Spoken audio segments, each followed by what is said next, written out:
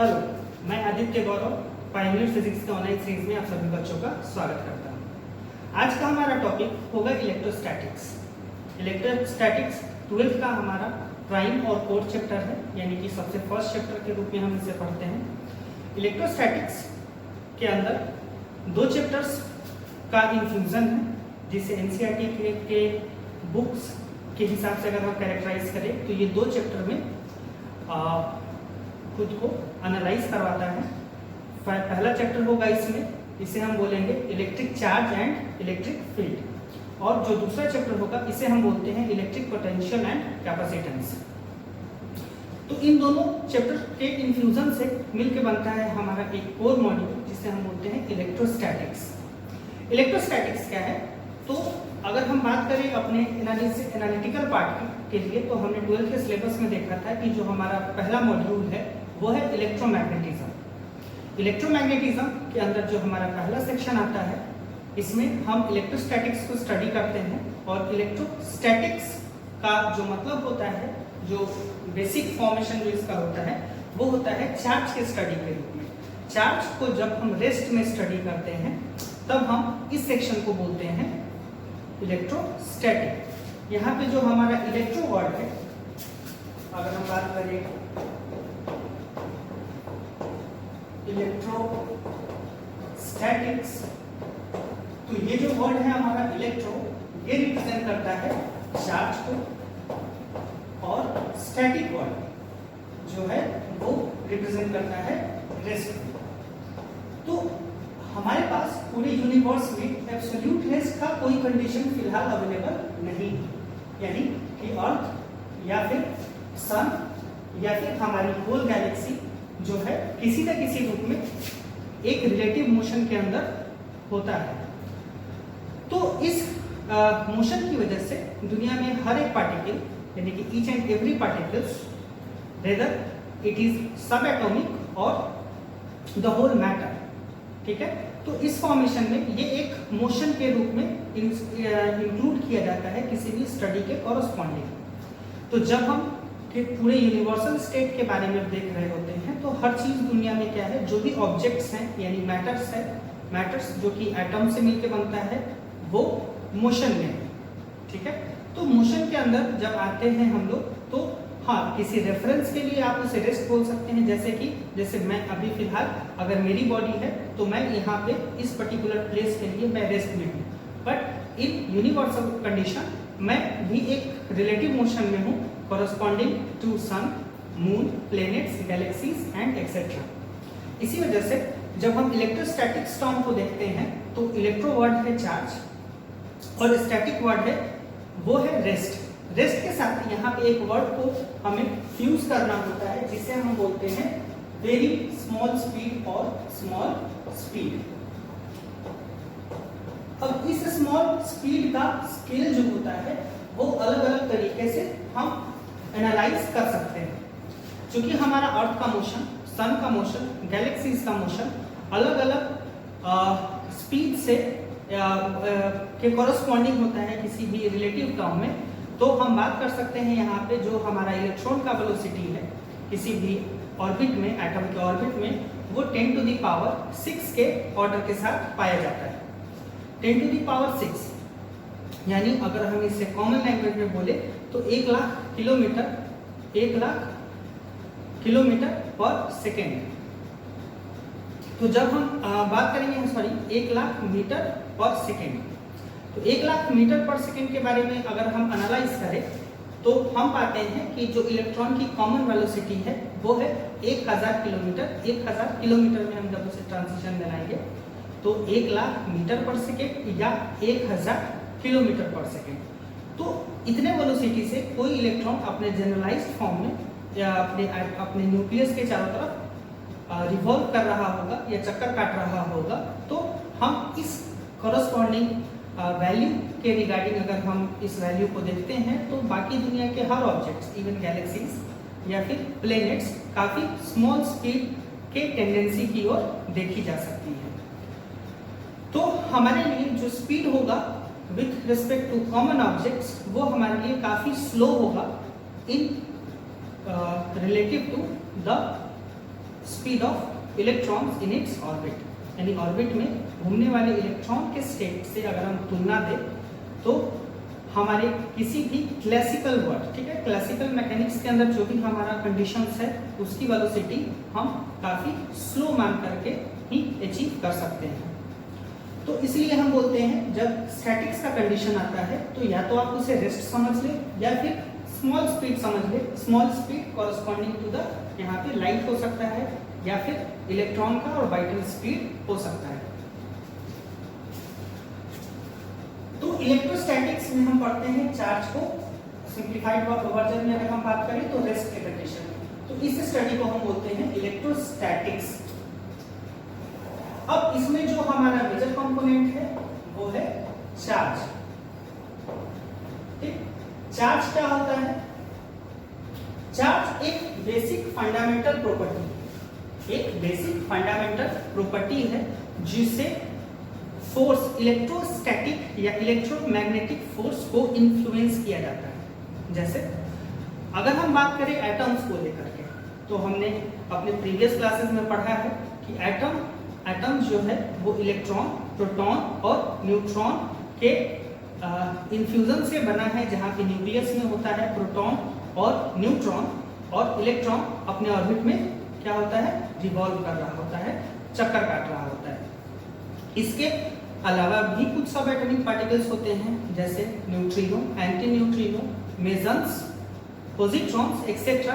But in generalised condition, अगर हम common conditions की बात करें तो हमारा जो स्टडी है वो बेसिकली किसी एटम के ऊपर इलेक्ट्रॉन, प्रोटॉन और न्यूट्रॉन के ऊपर ही शिफ्ट माना जाता है। यहाँ पे न्यूट्रॉन पे हम जानते हैं कि कोई इलेक्ट्रिकल चार्ज नहीं होता है, नेट चार्ज उस पर 0 होता है। उसी तरीके से हम प्रोटॉन को पॉजिटिव चार्ज के रूप में पढ़ते हैं और इलेक्ट्रॉन को नेगेटिव चार्ज के रूप में पढ़ते हैं। 18वीं सदी में बेंजामिन फ्रैंकलिन ने सजेशन दिया था कि यहाँ पे 2 टाइप्स के चार्ज होते हैं, यानी कि जो चार्जेस हैं, इलेक्ट्रिकल चार्जेस हैं हमारे पास, उनके पास 2 प्रॉपर्टीज होती हैं, 2 कैरेक्टरिस्टिक्स के साथ। उसे हम बांट सकते हैं पॉजिटिव में और नेगेटिव में। बेंजामिन फ्रैंकलिन के सजेशन को ही फॉरवर्ड शिफ्ट करते हुए जब जे थॉमसन ने इलेक्ट्रॉन की डिस्कवरी की तो उन्होंने अपना एक एटॉमिक मॉडल दिया और उसमें इलेक्ट्रॉन को उन्होंने नेगेटिव चार्ज के रूप में सस्टेन किया। फिर जब रदरफोर्ड की बारी आई अपने अल्फा स्कैटरिंग मॉडल के कंडीशन के टाइम में, तब उन्होंने न्यूक्लियस को प्रोटॉन की वजह से एक पॉजिटिव चार्ज का सिस्टम माना। तो आप समझ सकते हैं कि न्यूक्लियस में प्रोटॉन और न्यूट्रॉन होता है, न्यूट्रॉन पे कोई चार्ज नहीं होता है, तो न्यूट्रॉन के चार्ज को हम न्यूट्रल मानते हैं, यानी कि चार्जलेस मान सकते हैं, और प्रोटॉन के चार्ज को हम पॉजिटिव मानते हैं। उसी तरीके से इलेक्ट्रॉन के चार्ज को हम नेगेटिव मानते हैं। तो किसी भी एटम का जो फॉर्मेशन है, जब एटम बनता है तो उसके पास एक खुद का न्यूक्लियस होता है, एक ओन्ड न्यूक्लियस होता है, और इलेक्ट्रॉन्स उसके ऑर्बिट में चक्कर काट रहे होते हैं। तो अब बात करेंगे यहाँ पे कि जो हमारे पास चार्जेस का जो कंडीशन है ये किसी भी एटम के कॉरस्पॉन्डिंग किस तरीके से काम करता है। तो यहाँ पे प्लस और माइनस, ठीक है, प्रोटॉन और इलेक्ट्रॉन्स, यानी प्रोटॉन्स के कॉम्बिनेशन की वजह से जो हमारा न्यूक्लियस बना होगा, एटम का जो एक न्यूक्लियस होगा, इसमें हमारा होगा पॉजिटिव चार्ज, जिसमें प्रोटॉन्स और न्यूट्रॉन्स होंगे और इलेक्ट्रॉन इसके ऑर्बिट में चक्कर काट रहा होगा।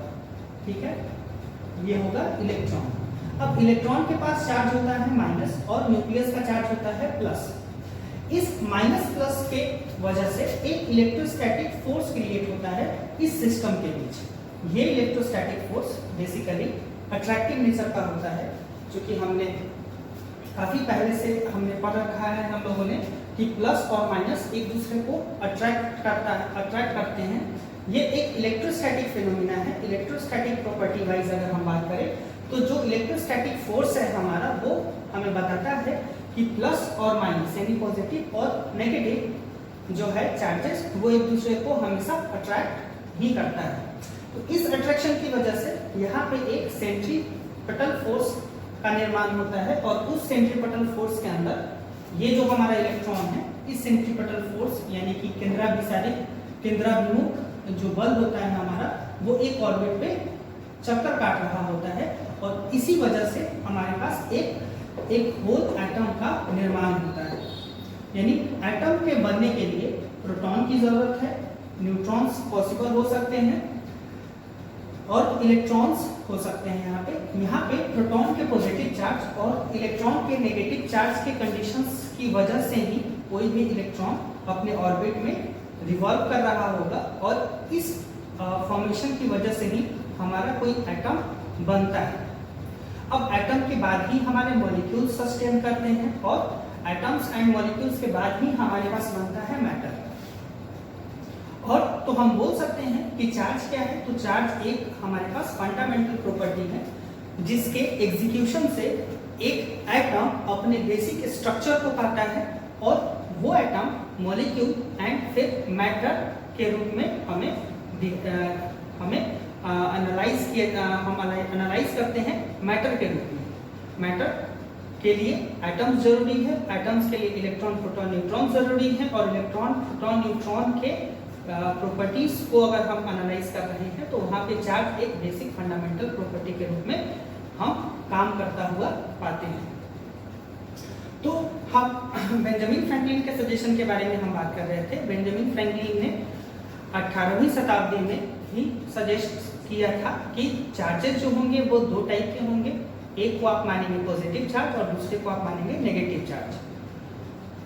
जैसा कि हमने देखा कि जे.जे. थॉमसन की वजह से इलेक्ट्रॉन जे.जे. थॉमसन ने माना इसे नेगेटिव चार्ज और जब रदरफोर्ड ने न्यूक्लियस की डिस्कवरी की तो रदरफोर्ड ने प्रोटॉन यानी कि न्यूक्लियस को प्रोटॉन की वजह से क्या माना, पॉजिटिव चार्ज। तो हम बात कर सकते हैं कि चार्जेस जो है वो दो प्रकार के हैं, एक पॉजिटिव और दूसरा नेगेटिव। पॉजिटिव नेगेटिव एक मैथमेटिकल इन्फ्लुएंस ना हो करके ये एक कैरेक्टरिस्टिक होता है जो दो अपोजिट चार्जेस के दो अपोजिट प्रॉपर्टीज को दिखाने के लिए रिप्रेजेंट किया जाता है। यानी पॉजिटिव नेगेटिव का कोई मैथमेटिकल इन्फ्लुएंस नहीं है। जैसे प्लस को हम अलजेब्रिकली ना प्लस मान सकते हैं ना नेगेटिव चार्ज को अलजेब्रिकली माइनस मान सकते हैं। जहाँ तक इस साइंस की बात है तो ये एक फंडामेंटल एनालिसिस है जो कि ये बताता है कि पॉजिटिव चार्ज यानी कि प्रोटॉन का चार्ज और नेगेटिव चार्ज यानी कि इलेक्ट्रॉन का चार्ज आपस में एक दूसरे से कैरेक्टर में एक दूसरे से प्रॉपर्टीज वाइज जो होंगे वो क्या होंगे, बिल्कुल विपरीत होंगे, एक दूसरे से अपोजिट होंगे। इस वजह से हम इसे पॉजिटिव और नेगेटिव का एनालिसिस देते हैं। इसके बाद अगर हम बात करें चार्ज के बाद तो हम जे.जे. थॉमसन ने सबसे पहले जब इलेक्ट्रॉन का डिस्कवरी किया था तब उन्होंने सजेस्ट किया था कि एक एलिमेंट्री चार्ज होना चाहिए, एक फंडामेंटल चार्ज होना चाहिए हमारे पास जिसे हम इलेक्ट्रॉनिक चार्ज बोलते हैं। ठीक, क्योंकि सारे सब एटॉमिक पार्टिकल्स में यानी कि इलेक्ट्रॉन्स में, प्रोटॉन्स में और न्यूट्रॉन्स के कॉरस्पॉन्डिंग जो सबसे पहले डिस्कवर्ड फॉर्म था जे.जे. थॉमसन जी के द्वारा वो हमारा इलेक्ट्रॉन था और उन्होंने इलेक्ट्रॉन को क्या माना था, नेगेटिव चार्ज माना था। तो इस वजह से हम एक नया चार्ज को डिसाइड करते हैं जिसे हम बोलते हैं इलेक्ट्रॉनिक चार्ज। Electronic charge. अब इलेक्ट्रॉनिक चार्ज क्या है? ये है the magnitude of charge on one electron. यानी एक इलेक्ट्रॉन के मैग्नीट्यूड, एक इलेक्ट्रॉन के चार्ज के मैग्नीट्यूड को हम क्या बोलते हैं, इलेक्ट्रॉनिक चार्ज, या इसे हम दूसरे नाम से जानते हैं, उसे हम बोल सकते हैं also known as elementary charge. Elementary charge. और जे.जे. थॉमसन ने कैलकुलेट किया इलेक्ट्रॉन का जो चार्ज होता है वो होता है, उसे हम ई से रिप्रेजेंट करेंगे। ई जो होता है वो होता है 1.6 into 10 to the power minus 19 coulomb. C क्या है? सी को हम बोलेंगे कूलम, यानी कि coulomb is a SI unit. SI unit of charge. SI unit of charge. जब भी हम चार्ज वर्ड को इंफ्यूज यूज करते हैं तो हम इसे समझते हैं इलेक्ट्रिकल चार्ज के रूप में, ठीक है। तो इलेक्ट्रिकल चार्ज यानी कि चार्ज का जो ऐसा यूनिट है वो है हमारे पास C, यानी इसे हम बोलते हैं coulomb, C for coulomb. Capital C से इस्तेमाल होता है ये वर्ड। और फिर बारी आती है CGS यूनिट की। तो जब हम CGS यूनिट के कॉरस्पॉन्डिंग देखें तो CGS यूनिट जो चार्ज है वो है हमारे लिए स्टार्ट कूलम, यानी कि start capital C for coulomb, या फिर हम एक दूसरे वर्ड से रिप्रेजेंट करते हैं दैट इज कॉल्ड ESU, यानी इलेक्ट्रोस्टैटिक यूनिट। ये है हमारा CGS term. CGS means centimetre, gram और सेकेंड का जो यूनिट टर्मिनोलॉजी है उसके अंदर हम स्टार्ट कूलम और ESU टेंड करता है electro, E for electro, S for static, U for unit, that is electrostatic unit of charge. यानी इलेक्ट्रोस्टैटिक कली अगर हम किसी यूनिट को डिस्क्राइब कर रहे होते हैं तो उसे हम ESU बोल सकते हैं। तो यहाँ पे जब हम बात करेंगे चार्ज के ऐसे यूनिट के बारे में तो आप इसे ESU का टर्म देते हैं। यहाँ पे ऑफ चार्ज साइलेंट है बिकॉज हम जानते हैं कि हम यहाँ पे बात कर रहे हैं CGS सिस्टम यानी कि CGS यूनिट ऑफ चार्ज के बारे में। तो चार्ज यहाँ पे इन्फ्यूज्ड वर्ड होगा। तो अब बात करें दोनों के बीच के रिलेशन के रूप में, तो एक कूलम जो होता है वो होता है 3 × 10⁹ स्टैट कूलम या फिर ESU, ठीक है। आप स्टैट कूलम लिखिए या फिर ESU लिखिए। तो एक stat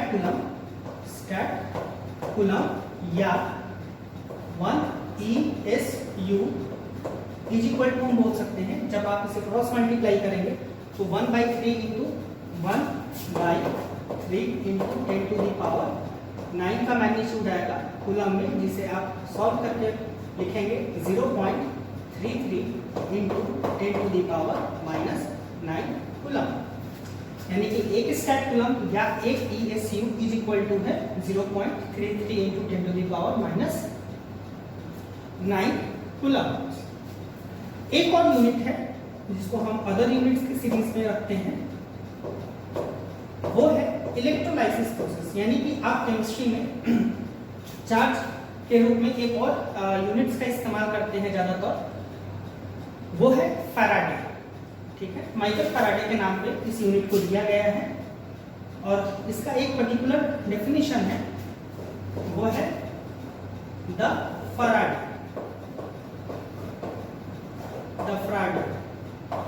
is that magnitude of charge which represent the total charge or net charge, the total charge in 1 मोल, ठीक है। जब आप एक मोल अमाउंट लेते हैं, एक मोल का अमाउंट लेते हैं यानी कि एक एवोगाड्रो नंबर का, तब उसमें जो हमारे पास टोटल चार्जेस का नंबर होगा, जो टोटल चार्जेस हमारे पास अवेलेबल होंगी, उसे हम बोलते हैं 1 Faraday. So 1 Farad is that magnitude of charge which represent the total charge in 1 mole, ठीक है। तो फराड को रिप्रेजेंट करने के लिए हम स्टाइलो F का यूज करते हैं। स्टाइलो F farad 1 farad is equal to, जो जनरलाइज्ड वैल्यू है वो है 96485 into 3 कूलम। एक्चुअली ये प्रेडिक्शन इसके लिए है पर मोल के लिए, पर चूंकि हमारे स्टैंडर्ड डेफिनेशंस का हिस्सा है पर मोल, तो इसे हम हिडन रखते हैं, तो हम इतना कूलम बोल सकते हैं 1 फैराडे के अंदर। अगर हम बात करें कैलकुलेशन के रूप में, तो कैलकुलेशन के रूप में आप जनरल फॉर्म को राउंड फिगर में इस्तेमाल करेंगे, वो होगा 96500 कूलम, कहाँ 1 मोल यानी पर मोल की कंडीशन के रूप में। तो ये है हमारा 1 फैराडे। पर मोल के लिए आप इस्तेमाल करेंगे एवोगाड्रो नंबर, जो कि है 6.022 into 10⁻⁴ 23। ये है हमारे चार्जेस के यूनिट्स के बारे में। तो आपने देखा इलेक्ट्रॉनिक चार्ज क्या है? इलेक्ट्रॉनिक चार्ज है किसी भी एक इलेक्ट्रॉन पर अवेलेबल मैग्नीट्यूड ऑफ चार्ज को आप बोलते हैं इलेक्ट्रॉनिक चार्ज या एलिमेंट्री चार्ज। इसी तरीके से हम जब डिस्कस करेंगे प्रोटॉन के चार्ज के बारे में, तो आपने ध्यान रखना है कि प्रोटॉन का चार्ज जो होगा वो इलेक्ट्रॉन के चार्ज के ही बराबर होता है। क्योंकि अगर कोई हमारे पास एटम है, ठीक है, वो बेसिकली न्यूट्रल फॉर्म में होता है। क्यों होता है न्यूट्रल फॉर्म में? क्योंकि यहाँ पे जो प्रोटॉन का चार्ज होता है वो इलेक्ट्रॉन के चार्ज के बराबर होता है मैग्नीट्यूड वाइज, और नंबर में भी number of protons is equal to होते हैं नंबर ऑफ इलेक्ट्रॉन्स, आप जिसे एटॉमिक नंबर के नाम से जानते हैं। तो अगर हम बात करें प्रोटॉन के चार्ज के बारे में, चार्ज ऑन प्रोटॉन, तो आप उसे प्लस ई से रिप्रेजेंट करेंगे। Plus e is equal to है 1.6 into 10 to the power minus 19 coulomb. और जब आप बात करेंगे चार्ज ऑन इलेक्ट्रॉन यानी कि 1 इलेक्ट्रॉन, तो आप इसे देखेंगे माइनस ई के रूप में। Values 1.6 into 10 to the power minus 19 के रूप में है। मैग्नीट्यूड वाइज आप देखें तो आप इस माइनस साइन को यहाँ और ये प्लस साइन को आप यहाँ अगर टारगेट करें तो आप देख सकते हैं कि प्रोटॉन का चार्ज और इलेक्ट्रॉन के चार्ज में बेसिक डिफरेंस है, वो है प्रोटॉन का पॉजिटिव होना और इलेक्ट्रॉन का नेगेटिव होना। तो किसी भी एटम में जब इक्वल नंबर ऑफ प्रोटॉन्स और इक्वल नंबर ऑफ इलेक्ट्रॉन्स हमारे पास अवेलेबल होंगे, तो जो नेट चार्ज होगा उस एटम का अपने न्यूट्रल से अपने जनरलाइज स्टेट में वो क्या होगा? न्यूट्रल होगा। ठीक है, अगर इसमें नंबर में वेरिएशन आएगा यानी कि इलेक्ट्रॉन और प्रोटॉन के नंबर में अगर बदलाव आएगा तो हमारी वैल्यूज भी बदल जाएंगी।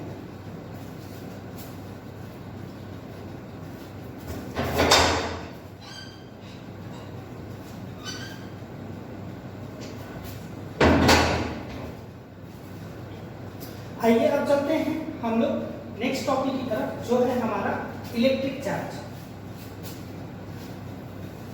ये था हमारा इलेक्ट्रॉनिक चार्ज। अब हम देखते हैं हमारे इलेक्ट्रिक चार्ज के कंडीशन के बारे में। तो इलेक्ट्रिक चार्ज क्या है? तो अगर हम बात करें इलेक्ट्रिक चार्ज के बारे में, तो जो हमारे पास फंडामेंटल चार्ज है यानी कि जिसे हम इलेक्ट्रॉनिक चार्ज बोलते हैं, उसके उस कंडीशन को अगर हम इंटीग्रल करें, ठीक है ना, इंटीग्रल फॉर्म में देखें, तो इलेक्ट्रॉनिक चार्ज जो है हमारे पास वो इंटीग्रल फॉर्म्स में मिल करके इलेक्ट्रिक चार्ज का निर्माण करती है। यानी कि इलेक्ट्रिक चार्ज। इलेक्ट्रिक चार्ज क्या है? तो इलेक्ट्रिक चार्ज को बेसिकली हम स्मॉल क्यू या फिर कैपिटल क्यू से रिप्रेजेंट करते हैं। इलेक्ट्रिक चार्ज जो है वो इलेक्ट्रॉनिक चार्ज यानी कि ई का इंटीग्रल मल्टीपल होता है। तो यहाँ पे इंटीजर के रूप में हम n को सस्टेन कर रहे हैं, n हमारा यहाँ पे इंटीजर है। इस पर्टिकुलर थ्योरी को हम बोलते हैं क्वांटाइजेशन थ्योरी, यानी बाय क्वांटाइजेशन ऑफ चार्ज या फिर quantization theory of charge, the electric charge is the integral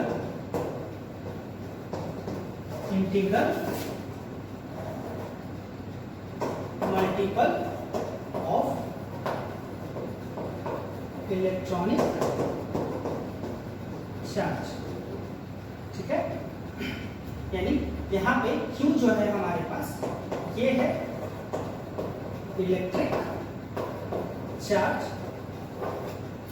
n है हमारे पास इंटीजर जिसकी वैल्यू +-1, +-2, +-3 एंड सो ऑन होती है। और E क्या है हमारे पास? एलिमेंट्री चार्ज या इलेक्ट्रॉनिक चार्ज। तो ये एक जनरलाइज्ड वैल्यू है हमारे क्वांटाइजेशन थ्योरी के लिए।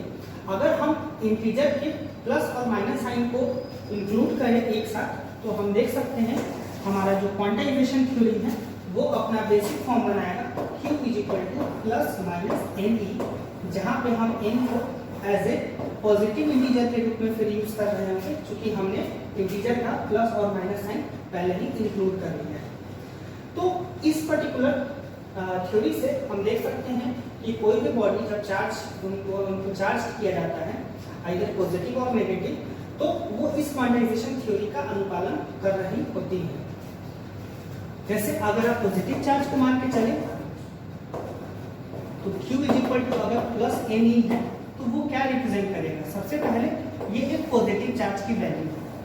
पॉजिटिव चार्ज के कंडीशन में जैसे कि एक बॉडी है हमारे पास, अगर हम एक बॉडी को मान ले तो स्टार्टिंग में यहाँ पे प्रोटॉन्स की वैल्यू और न्यूट्रॉन्स की वैल्यू और इलेक्ट्रॉन्स की वैल्यू बराबर होती है, इसलिए ये फिलहाल न्यूट्रल स्टेट में है। अगर हम यहाँ से कुछ इलेक्ट्रॉन्स को बाहर निकाल दें, यानी कि अगर हम इलेक्ट्रॉन्स को लॉस करा दे, ठीक है ना, इलेक्ट्रॉन को लॉस करा दे यानी इलेक्ट्रॉन को हम बाहर निकाल दे, इजेक्ट करा दे, तो अगर हम स्टार्टिंग कंडीशन देखें तो आप मान के चलिए पहले आपके पास 100 प्रोटॉन्स था और 100 इलेक्ट्रॉन्स था, यानी 100 प्रोटॉन्स और 100 इलेक्ट्रॉन्स। अब आपने क्या किया, हमने क्या किया कि हमने कुछ इलेक्ट्रॉन्स को लूज करा दिया, कुछ इलेक्ट्रॉन्स को बाहर निकाल दिया। तो आप मान के चल सकते हैं यहाँ पे कितने नंबर्स में आपने इलेक्ट्रॉन्स को लूज करा दिया, तो आपने 10 इलेक्ट्रॉन्स को बाहर निकाल दिया, उस बॉडी से बाहर निकाल दिया। तो जो हमारे पास नेक्स्ट बॉडी है, उस बॉडी में हमारे पास जो टोटल प्रोटॉन्स का जो हमारे पास नंबर बचा वो तो है 100 प्रोटॉन, बट इलेक्ट्रॉन का जो नया नंबर है वो है 90 इलेक्ट्रॉन्स। ठीक है, तो अगर आप इसे एनालाइज करें नेट चार्ज के बारे में, तो प्रोटॉन का जो चार्ज होगा, एक प्रोटॉन का चार्ज हम प्लस ई मान सकते हैं, जैसा हमने पढ़ा है। तो एक प्रोटॉन का चार्ज ई है तो 100 प्रोटॉन का चार्ज होगा प्लस 100 ई, और इलेक्ट्रॉन का नेट चार्ज हो जाएगा माइनस 90 ई। चूंकि माइनस चार्ज होता है तो माइनस ई के रूप में हम इलेक्ट्रॉन के चार्ज को हम यहाँ पे कंसीडर करेंगे। तो यहाँ पे जो नेट फॉर्मेशन होगा, अगर आप इस दोनों को सम करें तो आपके पास आएगा प्लस 100 प्लस 10 ई, यानी कि आपने 10 इलेक्ट्रॉन को लूज किया था और आपके पास जो नेट रिजल्ट आया वो आया प्लस 10 ई। यानी इस बॉडी पे चार्ज कौन सा होगा, तो सबसे पहले पॉजिटिव चार्ज होगा, और कितने मैग्नीट्यूड का होगा, तो प्लस 10 ई। ई की वैल्यू हमें पता है 1.6 × 10⁻⁹ कूलम। यानी जब हम किसी बॉडी को पॉजिटिवली चार्ज कराते हैं, तो जब हम किसी बॉडी को पॉजिटिवली चार्ज कराते हैं तो पॉजिटिव वर्ड का जो जनरलाइज्ड मीनिंग होता है किसी बॉडी के लिए, ऐसे पॉजिटिव चार्ज प्रोटॉन्स की वजह से प्रोटॉन के लिए अवेलेबल कराते हैं हम लोग, बट फॉर ए बॉडी अगर हम पॉजिटिव चार्ज का इस्तेमाल करें तो यहाँ पे पॉजिटिव चार्ज रिप्रेजेंट करता है इलेक्ट्रॉन लॉस को। ठीक है, इलेक्ट्रॉन लॉस को, यहाँ पे इलेक्ट्रॉन लॉस को आप बोल सकते हैं कि ये जो हमारे पास बॉडी है वो है इलेक्ट्रॉन डेफिशिएंट बॉडी।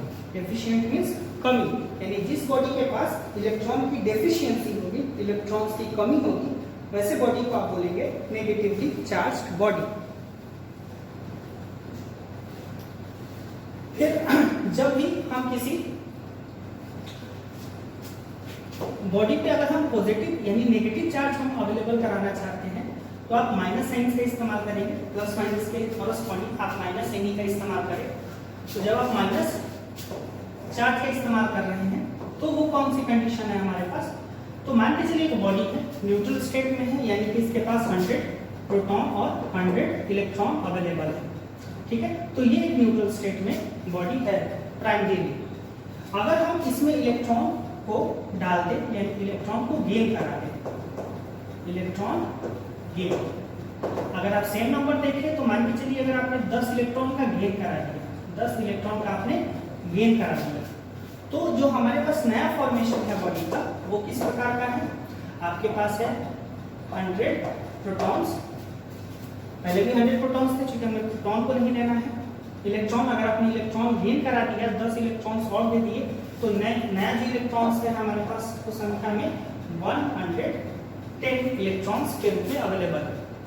तो अगर आप बात करें कि 100 प्रोटॉन्स पे जो टोटल अवेलेबल चार्जेस हैं वो किस रूप में है, तो मान के चलिए इस पे जो टोटल चार्ज है वो है हमारे पास 100 नंबर में, एक प्रोटॉन का चार्ज हो गया E, एक्चुअली प्लस E, तो आप यहाँ पे प्लस E लिख लें, और इस पे टोटल चार्ज हो गया माइनस 110E। तो जब आप दोनों को सम करके देख रहे होंगे तो आप पाएंगे कि प्लस 100PE और minus 110E is equal to minus 10E, यानी कि जो नेट चार्ज अवेलेबल है हमारे पास वो है नेगेटिव चार्ज। यानी कि जब आप किसी बॉडी में इलेक्ट्रॉन को गेन कराएंगे तो आपके पास जो उस बॉडी का नेचर होगा, उस बॉडी का जो चार्ज होगा नेट चार्ज, वो नेगेटिव होगा। तो नेगेटिव चार्ज क्या रिप्रेजेंट कर रहा है हमारा, नेगेटिवली चार्ज बॉडी क्या रिप्रेजेंट कर रहे हैं हम लोग, ये है इलेक्ट्रॉन गेन को रिप्रेजेंट कर रहा होगा। ऐसे बॉडीज को हम बोलेंगे electron efficient bodies. Positive charge है इलेक्ट्रॉन डेफिशिएंट बॉडीज और पॉजिटिव चार्ज है इलेक्ट्रॉन एफिशिएंट बॉडीज। ये है इलेक्ट्रॉन एफिशिएंट बॉडीज और ये है इलेक्ट्रॉन एफिशिएंट बॉडीज। तो इस रूप में हम देख सकते हैं कि जब हम बॉडीज के बारे में बात कर रहे हैं तो हमने या तो इलेक्ट्रॉन का गेन कराया है या हमने इलेक्ट्रॉन का लॉस कराया है, तभी जाकर के हम बॉडीज पे पर्टिकुलर चार्जेस के बारे में हम एनालाइज कर रहे होते हैं। यहाँ पे प्रोटॉन के नंबर को चेंज करना हमारे लिए टेक्निकली थोड़ा मुश्किल काम है। जब हम बात करते हैं अपने प्रोटॉन्स के नंबर को चेंज करने के रूप में, तो हमने उसके न्यूक्लियस को टारगेट करना होगा, क्योंकि प्रोटॉन का जो सिचुएशन है वो है न्यूक्लियस के अंदर। और जब भी हम न्यूक्लियस के बारे में बात करते हैं तो जो न्यूक्लियस है हमारा वो सबसे स्ट्रॉन्ग इंट्रैक्शन के अंदर होता है न्यूक्लियर फोर्स की वजह से। न्यूक्लियर फोर्स की वजह से ही सारे प्रोटॉन्स और न्यूट्रॉन्स एक दूसरे से जुड़े होते हैं। तो जब भी आपने प्रोटॉन के असेंबली को तोड़ना है तो आपको न्यूट्रॉन के असेंबली को ब्रेक करना पड़ेगा, और इसके लिए आपको बहुत ज़्यादा एनर्जीज की ज़रूरत पड़ेगी, जिसको हम यहाँ पे रेडियो एक्टिविटी के टर्म में पढ़ते हैं। अब रेडियो एक्टिविटी टर्म एक जनरलाइज्ड प्रोसेस है फिजिक्स का, जिसके लिए आपको ह्यूज अमाउंट ऑफ एनर्जी का रिक्वायरमेंट है। तो आप जनरलाइज्ड फॉर्म में आप प्रोटॉन के नंबर को डिस्टर्ब नहीं कर सकते हैं। अगर आप प्रोटॉन के नंबर को डिस्ट्रैक्ट करने की कोशिश करेंगे तो एलिमेंट अपना बेसिक नेचर जो है वो एक्सचेंज करेगा और वो बदल जाएगा। इसलिए जब भी हम पॉजिटिव और नेगेटिव के बारे में बात करते हैं इन जनरल, तो हमारा जो ट्रांजिशन है वो केवल और केवल इलेक्ट्रॉन्स के रूप में होता है, प्रोटॉन्स के रूप में हम इसे नहीं देखते हैं। तो आपने देखा यहाँ पे इलेक्ट्रॉन एफिशिएंट और इलेक्ट्रॉन डेफिशिएंट बॉडीज के रूप में। तो अब हम बात करते हैं मास एक्सचेंज के बारे में। तो हम सब जानते हैं कि इलेक्ट्रॉन का एक पर्टिकुलर मास होता है, यानी मास ऑफ इलेक्ट्रॉन। अब मास ऑफ इलेक्ट्रॉन जो है वो है 9.1 into 10 to the power minus 31 kg in two significant numbers. तो जब हम देखते हैं कि हमारे पास इलेक्ट्रॉन का मास अवेलेबल है, तो जब आप देखें अपना पॉजिटिव चार्ज का कंडीशन, तो पॉजिटिव चार्ज के कंडीशन में हमने इलेक्ट्रॉन को लॉस कराया है। तो जब इलेक्ट्रॉन लॉस होगा, यानी बॉडी जब इलेक्ट्रॉन डेफिशिएंट होगा, तो आप क्या करेंगे, इलेक्ट्रॉन के रूप में कुछ माइक्रोस्कोपिक मास आप रिलीज कर रहे होंगे। तो बॉडी में माइक्रोस्कोपिक चेंज आएगा मास का, और बॉडी का जो माइक्रोस्कोपिक मास है, जो नेट माइक्रोस्कोपिक मास है, वो कम हो जाएगा। यानी अगर आप बात करें माइक्रोस्कोपिक स्केल के टर्म में, तो पॉजिटिव चार्ज के टर्म में आपका बॉडी जो है पहले से ज़्यादा हल्का हो जाएगा। उसी तरीके से आप बात करें नेगेटिव चार्ज के बारे में, जो कि इलेक्ट्रॉन एफिशिएंट बॉडी है, तो हम यहाँ पे इलेक्ट्रॉन का गेन कराते हैं। जितने भी इलेक्ट्रॉन्स को आप गेन करेंगे तो इलेक्ट्रॉन के रूप में आप कुछ ना कुछ माइक्रोस्कोपिक मास को भी गेन कर रहे होंगे। और जब आप माइक्रोस्कोपिक मास को गेन करेंगे तो इस बॉडी का जो नेट माइक्रोस्कोपिक मास है उसमें भी क्या होगा, गेन होगा। माइक्रोस्कोपिक मास क्या होता है, तो जब आप किसी स्केल के बारे में बात कर रहे हैं, स्केल के बारे में जब हम चर्चा कर रहे होते हैं किसी भी मेजरमेंट के अंदर, तो यहाँ पे दो कंडीशन है, एक मैक्रोस्कोपिक एक माइक्रोस्कोपिक। ठीक है, तो मैक्रोस्कोपिक स्केल में हम लेस प्रिसाइज वैल्यू की तरफ काम कर रहे होते हैं, और हम माइक्रोस्कोपिक स्केल में हम मोर सिग्निफिकेंट नंबर्स, जिसको आप बोलते हैं कि मोर प्रिसाइज काउंट वैल्यूज के को यूज कर रहे होते हैं। जैसे कि बहुत सिंपल एग्जांपल है कि जब आप किराने की दुकान में जाते हैं चीनी खरीदने या आलू खरीदने, तो उसके पास अगर एक इलेक्ट्रॉनिक मशीन है वेट करने के लिए, तो जब वो उसमें वेट करेगा तो आपको एक केजी की जगह अगर 1-8 ग्राम 1-2 ग्राम अगर ज़्यादा भी है तो उससे फर्क नहीं पड़ता है। लेकिन अगर आप सोने की दुकान में जाएंगे, यानी कि ऑर्नामेंट्स की दुकान में जाएंगे, तो जब आप किसी भी सोने को अगर आप जनरलाइज यानी कि उस सेम मशीन पे तोले जिस मशीन का इस्तेमाल किराने दुकान में किया जाता है, तब वहाँ पे ग्राम्स का अंतर हमें पता नहीं चल पाता है सीधे तौर पे। तो चूंकि हमारे पास सोना जो है, हमारा जो सोना है गोल्ड है, वो काफ़ी कॉस्टली एलिमेंट है, तो वहाँ पे इवन मिलीग्राम्स का भी जो वैल्यू है वो काफ़ी कॉस्टली है, कुछ हज़ार में उसका प्राइस हो सकता है। इस वजह से वो एक दूसरा एलिमेंट, दूसरा मेजरमेंट डिवाइस इस्तेमाल करेगा जो ज़्यादा प्रिसाइज हो। ज़्यादा प्रिसाइज होने का मतलब, अगर किराने की दुकान में एक मशीन होगा जो कि 100 केजी तक नाप सकता हो, और उसके पास डेसिमल में 3 डिजिट अवेलेबल्स होंगे, और जब आप सुनार की दुकान में जाएंगे तो सुनार की दुकान में 1 केजी का तो कोई ऑर्नामेंट्स नहीं होता है अवेलेबल। तो अगर हम ग्राम स्केल में बात करें तो ये केजी स्केल होगा हमारा, और वो जब ग्राम स्केल में बात करेंगे तो मान के चलिए 100 ग्राम्स के ऊपर और कुछ डेसिमल्स में अवेलेबल होगा, ये ग्राम्स में अवेलेबल है। तो अगर आप केजी और ग्राम के बीच का ट्रांजिशन देखेंगे, तो अगर आप इस ग्राम को केजी ट्रांजिशन में आप ले जाएं तो आप देख सकते हैं कि ये 0.01000 और 3 टर्म ये है 1 2 3 केजी के टर्म में रिप्रेजेंट होगा। यानी हमारे पास यहाँ डेसिमल के बाद केजीज के टर्म में 3 टर्म्स हैं। और अगर हम वही गोल्ड के दुकान में अगर हम जिस डिवाइस की बात कर रहे हैं, तो डेसिमल के बाद 1 2 3 4 5 6 फिगर्स अवेलेबल है, यानी कि 6 सिग्निफिकेंट फिगर्स यहाँ पे अवेलेबल हैं। तो हम इसे ज़्यादा प्रिसाइज बोलेंगे, ठीक है। तो ये ज़्यादा से छोटा चेंज ज़्यादा बेहतर तरीके से माप पाएगा इसकी तुलना में, ठीक है। तो आप इसे बोलते हैं, इसे यहाँ पे फिलहाल बोल सकते हैं माइक्रोस्कोपिक, और इसे आप बोल सकते हैं मैक्रोस्कोपिक। तो इलेक्ट्रॉन का मास चूंकि काफ़ी हल्का है, 10⁻³ kg के ऑर्डर का है, तो जब आप किसी बॉडी में बात करेंगे, यानी कि अगर आपके बॉडी से अगर कुछ लाख या कुछ करोड़ इलेक्ट्रॉन्स अगर बाहर निकल भी जाएं, तो आपको फील नहीं होगा, क्योंकि यहाँ पे अगर हम मास वाइज तुलना करें तो वो 1 ग्राम भी आप नहीं रिलीज कर रहे होंगे, तो आपके बॉडी में कोई फर्क आपको शो नहीं होगा। लेकिन अगर आप बहुत हल्के एलिमेंट को अगर बात करें, यानी कि एक एटम या कुछ एटम्स के असेंबलीज में से अगर आप कुछ 100 अगर आप इलेक्ट्रॉन्स को भी डिसेंबल कर दे, यानी कि असेंबली से आप बाहर निकाल दे, तो वहाँ पे एक मास में एक अच्छा खासा चेंज आप वहाँ पे ऑब्जर्व कर सकते हैं, अगर आपने वहाँ पे इलेक्ट्रॉन के मास को कंसीडर किया हुआ है। तो ऐसे एटम के अंदर जो हमारा प्राइमरी मास होता है, यानी कि जो हमारा बेसिक मास, मेजॉरिटी मास होता है, वो उसके न्यूक्लियस में ही टारगेटेड होता है। इलेक्ट्रॉन काफ़ी हल्का होने की वजह से आप उसे मतलब 99.99% जो मास होता है वो उसके न्यूक्लियस के कॉरस्पॉन्डिंग होता है, और 0.01% मास ही उसके इलेक्ट्रॉन को हम प्रोवाइड करते हैं अपने बेसिक असेंबली को काम कराने के लिए। तो ये है जस्ट माइक्रोस्कोपिक। तो आप जब वर्ड का इस्तेमाल कर रहे होंगे कि मास के चेंज के बारे में, तो हाँ, पॉजिटिव चार्ज में अगर आप बात करें माइक्रोस्कोपिक मास तो कम होगा, नेगेटिव चार्ज में जो माइक्रोस्कोपिक मास होगा वो बढ़ जाएगा, क्योंकि इलेक्ट्रॉन बढ़ जा रहा है इलेक्ट्रॉन नंबर में। बट अगर आप मैक्रोस्कोपिक मास के बारे में आप एनालाइज करें, तो मैक्रोस्कोपिकली ना तो पॉजिटिव चार्ज में आपको कोई चेंज भी देखने को मिलेगा, ना ही नेगेटिव चार्ज में आपको कोई चेंज देखने को मिलेगा। यह है मैक्रोस्कोपिक कंडीशन। तो ध्यान रखेंगे, कोई भी क्वेश्चन में अगर कोई डायरेक्ट मास का चेंज आता है तो हाँ बोल सकते हैं, अगर मैक्रोस्कोपिक कंडीशन में है तो आप ज़्यादा उसे तवज्जो ना दें, तब मास में चेंज को देखना बहुत इंपॉर्टेंट नहीं है। बट माइक्रोस्कोपिकली इलेक्ट्रॉन के ट्रांजिशन की वजह से, चाहे वो पॉजिटिव एफिशिएंसी के टर्म में हो, चाहे वो डेफिशिएंसी के टर्म में हो, तो आप वहाँ पे कंसीडर करेंगे माइक्रोस्कोपिक मास चेंज के बारे में।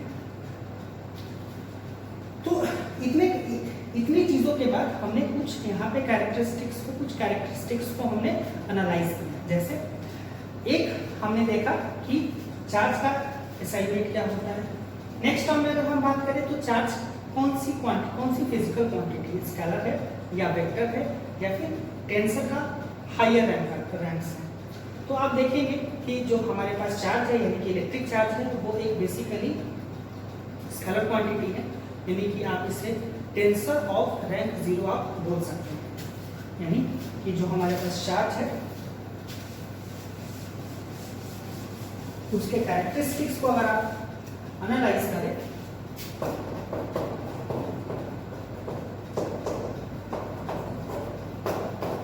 तो आप पाते हैं कि ये स्केलर है जिसे आप टेंसर ऑफ रैंक 0 बोल सकते हैं।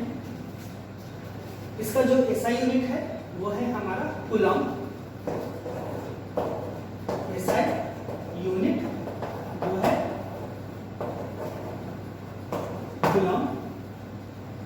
सीजीएस यूनिट आपने देखा स्टार्ट कूलम है। फिर यहाँ पे हमने कुछ और चीजों को एनालाइज किया है, जैसे कि हमने यहाँ पे चार्जेस को ऐड किया है हमने इसे अलजेब्रिकली एडिशन के अंदर हम इसे टारगेट में हमने लाया है। जबकि बेंजामिन फ्रैंकलिन ने बोला था कि पॉजिटिव नेगेटिव साइन का कोई मैथमेटिकल इन्फ्लुएंस नहीं है, बट हाँ पॉजिटिव बेंजामिन फ्रैंकलिन के हिसाब से यानी कि बेंजामिन फ्रैंकलिन के सजेशन के जरिए अगर हम देखें तो पॉजिटिव नेगेटिव एक दूसरे को अपोजिट कैरेक्टरिस्टिक में जरूर बांटता है, बट अगर हम बात करें कैरेक्टरिस्टिक डोमिनेंसी की तो हम यहाँ पे एल्जेब्रिकली सस्टेन करके यानी कि एल्जेब्रिकली इसे ऑपरेट करके हम देख पाते हैं कि जो हमारा बेसिक कोडिंग है वो किस डोमिनेंसी के अंदर है।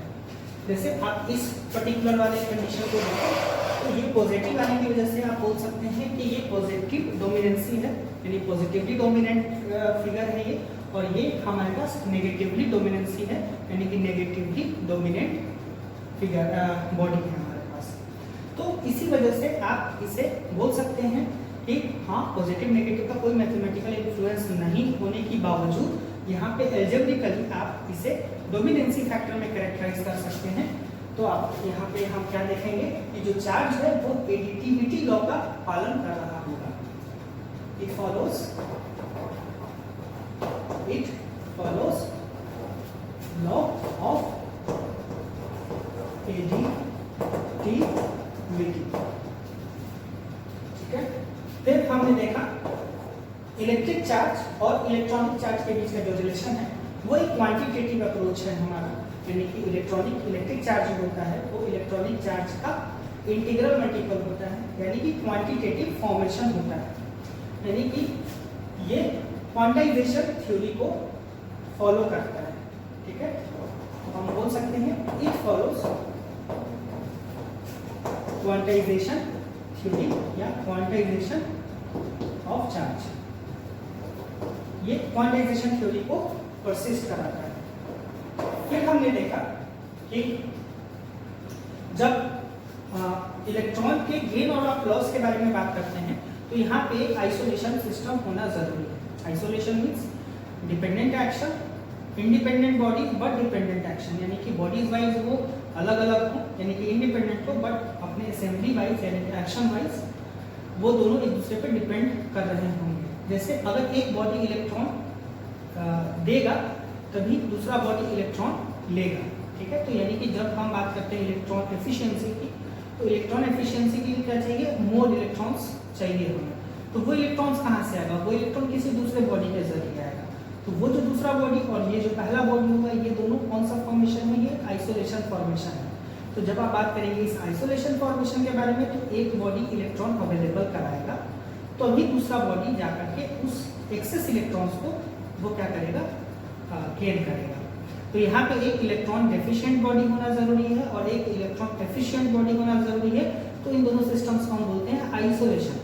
तो यहाँ पे जब आप नेट नंबर को देख रहे होंगे तो यहाँ पे जो नेट नंबर होगा इलेक्ट्रॉन्स में वो उसमें ट्रांजिशन अवेलेबल नहीं है, वो कांस्टेंट है। ठीक है, तो उसे हम बोल सकते हैं इट इज यानी कि चार्ज इज कंजर्वेटिव।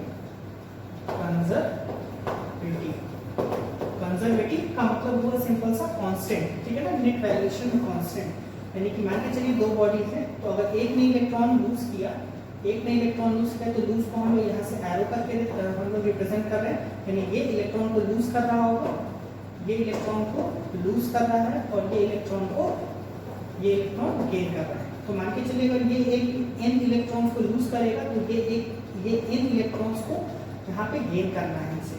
तो इलेक्ट्रॉन को लूज करने के बाद इस बॉडी का चार्ज होगा वो क्या होगा, वो होगा प्लस Ne। अगर मान के n इलेक्ट्रॉन्स को लूज कर रहा है और ये अगर n को गेन कर रहा है तो इसका चार्ज क्या होगा, माइनस Ne। यानी आप दोनों को जब फंडामेंटली जोड़ेंगे तो आप देख सकते हैं नेट चार्ज अभी भी क्या है, 0, यानी कि charge neither be lost not be created वाले फॉर्म में। शुरू में जब हमने बॉडीज को चुना था तब ये भी न्यूट्रल था, ये भी न्यूट्रल था, यानी कि दोनों पे नेट चार्ज तब भी 0 था। और जब दोनों बॉडीज में इंडिपेंडेंट चार्जेस हैं पॉजिटिव और नेगेटिव तब भी हमारा नेट चार्ज 0 है। इसलिए हम इसे बोलते हैं कंजर्वेटिव और सिंपली कांस्टेंट। यूनिवर्सल ट्रांजिशन के अंदर भी इलेक्ट्रॉन जब है इलेक्ट्रॉन प्रोटॉन और न्यूट्रॉन के अंदर कुछ ट्रांजिशंस होते हैं अपने एंटी न्यूट्रिनो, न्यूट्रिनो और पॉजिट्रॉन्स एंड मेसॉन्स के बीच, जिसके कॉरस्पॉन्डिंग अगर हम सिंप्लीफाइड फॉर्म में बात करें तो प्रोटॉन्स न्यूट्रॉन्स के रूप में कन्वर्ट होता है और न्यूट्रॉन्स वापस से प्रोटॉन्स के रूप में कन्वर्ट होता है। यानी यूनिवर्सल स्टेट में भी हम देखते हैं कि चार्ज हमारा क्या है, कांस्टेंट ही होता है, यानी कि charge is conservative property universal बोल सकते हैं आप इसे। और आइसोलेशन के लिए तो फिक्स है ही ये बॉडी। नेक्स्ट है इसकी इनवेरिएंसी। ये कुछ इंपॉर्टेंट फिनोमिनाज में से हैं। Charge is invariant. अब इनवेरिएंट वर्ड का जो मतलब है वो है इंडिपेंडेंट ऑफ स्पीड। ये स्पीड पे डिपेंड नहीं करता है, इसकी प्रॉपर्टी स्पीड से इंडिपेंडेंट होती है। अब इस वेरिएंसी के अंदर अगर हम देखें तो जो हमारा मास है बॉडी का, द्रव्यमान है, वो हर वेलोसिटी के साथ ये इनवेरिएंट नहीं, ये एक वेरिएंट टर्म है। वेरिएंट टर्म है with respect to speed of light, यानी मास, लेंथ एक्सेट्रा टाइम जो है ये हमारे वेरिएंट्स टर्म है। यानी कि जैसे जैसे अगर आपका वेलोसिटी इंक्रीज होता है कॉरस्पॉन्डिंग टू द लाइट, यानी कि अगर आप लाइट के कॉरस्पॉन्डिंग स्पीड से चल रहे हो तो इन वैल्यूज में इनके जो एक्चुअल वैल्यूज हैं यानी मास, लेंथ और टाइम के ये वैल्यूज बदल जाती हैं अपने मैग्नीट्यूड वाइज। बट चार्ज अगर आप मान के चलिए 5 कूलम का चार्ज ले किसी बॉडी पे और उसका वजन अगर 5 ग्राम हो, तो अगर आप उसे स्पीड ऑफ लाइट यानी कि अगर मान के चलिए स्पीड ऑफ लाइट के 99% हिस्से से अगर आप उसे एक्सेलरेट कर पाए, यानी अगर उसका जो फाइनल वेलोसिटी हो हमारे पास वो 99% ऑफ लाइट को आप ले लीजिए, तब उस वक्त आप देखेंगे कि ये जो 5 ग्राम है ये वैल्यू में चेंज आएगा। ठीक है ना, 5 ग्राम अब 5 ग्राम नहीं रहेगा, ये कुछ और मास शो करेगा। इसलिए हम बोलते हैं कि मास एक वेरिएंट टर्म है। बट चार्ज अगर 5 कूलम था उस पे तो वो स्पीड ऑफ लाइट पे ही, यानी कि 99% ऑफ स्पीड ऑफ लाइट पे भी उसका जो नेट मैग्नीट्यूड होगा एक चार्ज का वो 5 कूलम ही रहेगा। यानी कि वो जो चार्ज की वैल्यू है वो इंडिपेंडेंट है स्पीड, बट मास जो है वो डिपेंड करता है स्पीड ऑफ द बॉडी पे। तो चार्ज को हम बोलते हैं इनवेरिएंट, यानी इसे स्पीड से लेना देना नहीं है, ये that is independent of the speed. और ये एक मेजर कैरेक्टरिस्टिक है किसी भी चार्ज पार्टिकल के कॉरस्पॉन्डिंग। तो ये है कुछ जनरलाइज्ड फॉर्म जिसे हम बात करते हैं चार्ज के रूप में। चार्ज के पास और भी कई सारी प्रॉपर्टीज होती हैं, जैसे आप चार्ज को ट्रांसफर कर सकते हैं एक बॉडी से दूसरे बॉडी के ऊपर, जैसा कि कुछ कंडीशन हम देख सकते हैं। कंजर्वेटिव के टर्म में हमने देखा कि कुछ में बॉडी लूज करेगा इलेक्ट्रॉन्स, कुछ में गेन करेगा, यानी कि एफिशिएंसी और डिफिशिएंसी का टर्म यहाँ पे इवैल्यूएट होता है। तो हम चार्ज को ट्रांसफर कर सकते हैं एक बॉडी से दूसरे बॉडी की तरफ, और यहाँ पे वेरियस मेथड्स होंगे हमारे पास चार्ज के ट्रांसफर करने के लिए। जो अगर हम बात करें मेजर मेथड्स के लिए, तो यहाँ पे फ्रिक्शन मेथड हो सकता है, यहाँ पे कंडक्शन मेथड हो सकता है, और यहाँ पे इंडक्शन मेथड हो सकता है। तो हम ये सभी कुछ प्रॉपर्टीज हैं जो चार्ज के रिगार्डिंग होंगे, जो हमने नेक्स्ट लेक्चर में हम पढ़ेंगे इन ट्रांसफर सिस्टम्स के बारे में, यानी कि हम बॉडीज के चार्जेस को कैसे एक दूसरे पे ट्रांसफर कर पाते हैं फिजिकली। तो आज के वीडियो में चार्ज में हम उम्मीद करते हैं कि आप लोगों ने इस वीडियो को एंजॉय किया और काफ़ी अच्छे से चार्ज यानी इलेक्ट्रिक चार्ज को आप समझ पाए हैं और ये लेक्चर आप लोगों के लिए हेल्पफुल रहा हो चार्ज को समझने के लिए। Thank you.